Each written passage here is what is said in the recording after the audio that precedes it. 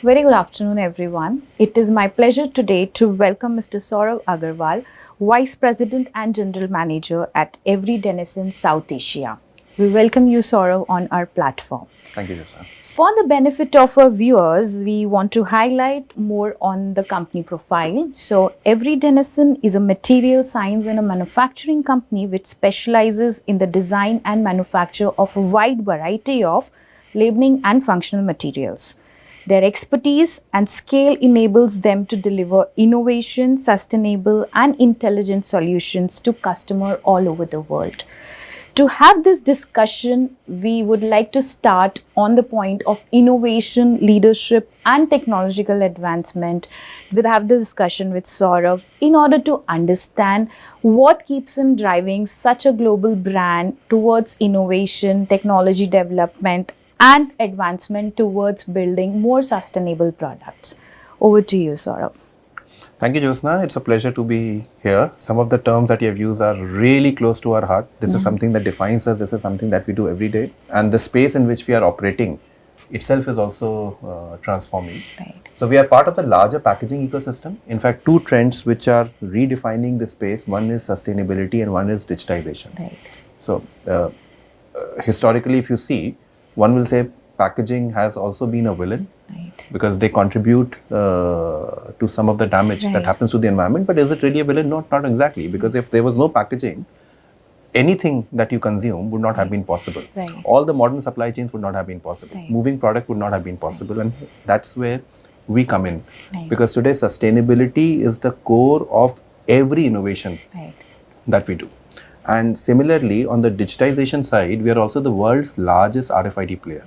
Yes. And that means that through our products, we are today able to make the packaging more intelligent. Right. And what it means is that historically, if the role of the packaging was to store products, to transport products, to make them look more beautiful, today it is enabling track and trace, brand security, better consumer engagement, and lot more. Right. Coming to innovation, we have a very well-defined framework around which we operate. The 4-tier framework that we have is Aspire, which is how do we aspire to solve the real problems that our customers are facing and our customers are facing. Discover, how do we pick these problems from the ecosystem? And our front-end teams, our procurement teams, they're quite well-trained because in the conversations, they're supposed to discover these problems and bring them back to the organization. The choices that we make, what do we solve? Because of course we cannot solve everything and where can we make the maximum impact? Right. And the last one is mobilize, which is all about the culture, the internal culture, and works quite well for us. Yes. I think the work and the passion speaks here.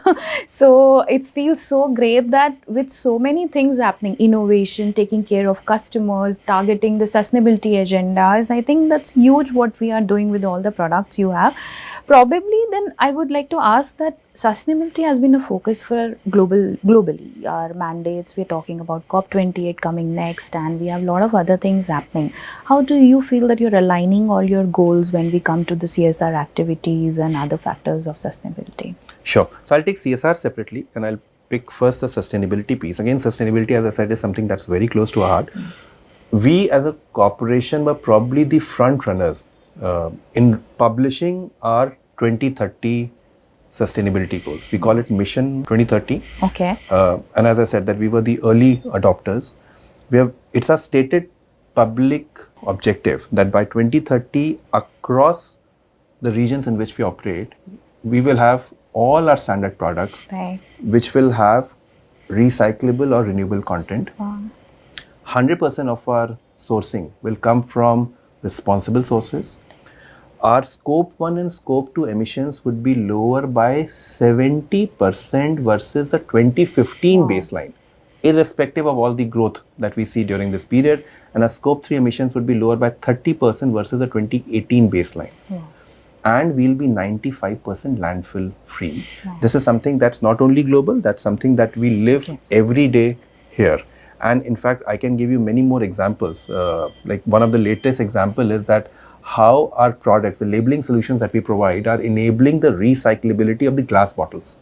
So earlier these bottles were not able to get recycled, but now what we are able to enable is that in the washing process, that label can come off very easily. And that means that suddenly you realize that there's a new stream of recyclability that gets established. Just one of the examples. Yeah. Great. I think small examples starting from home to our business is what can bring a change, and that is where the example is being set by you. Do you want to talk a little more about the projects and all you're taking where you're using new tools and technologies?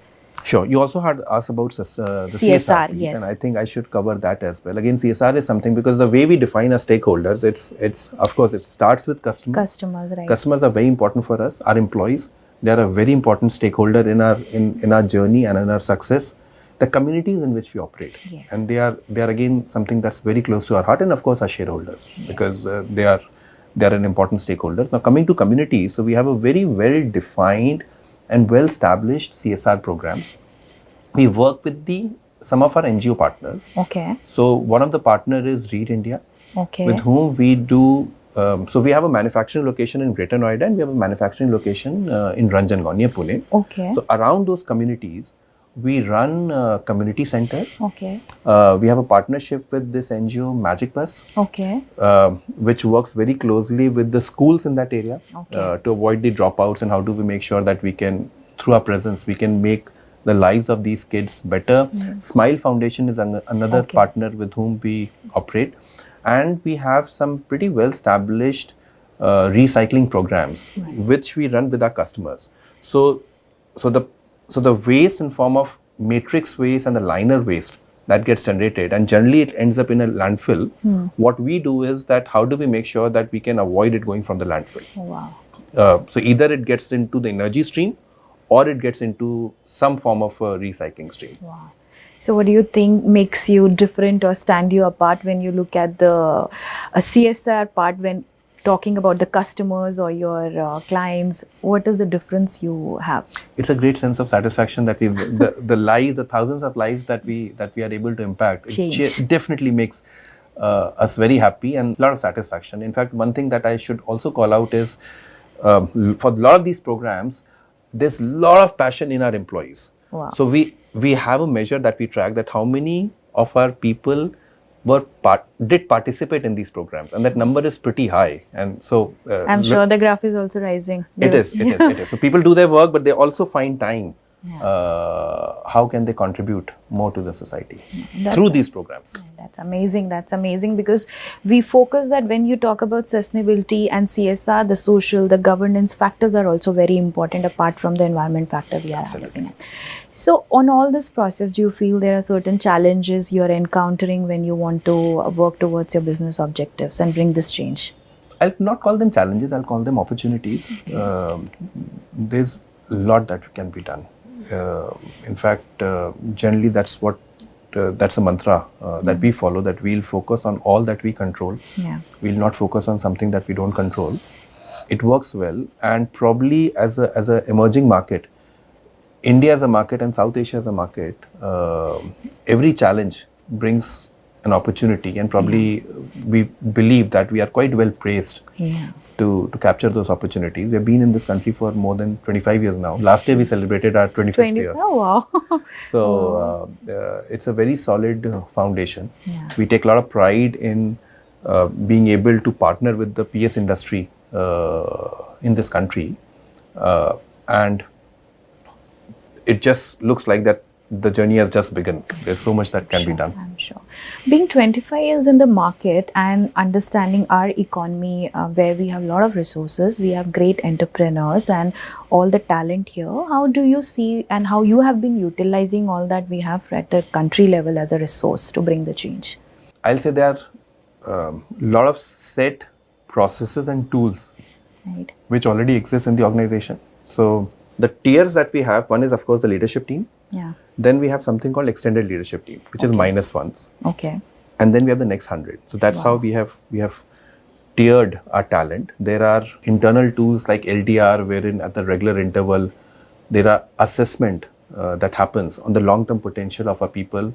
IDPs, which is about what are those development areas that people need to work on beyond the scope of the work. Programs like ECP programs, which is an earlier career program, wherein we pick the graduates directly from the college. Women forums.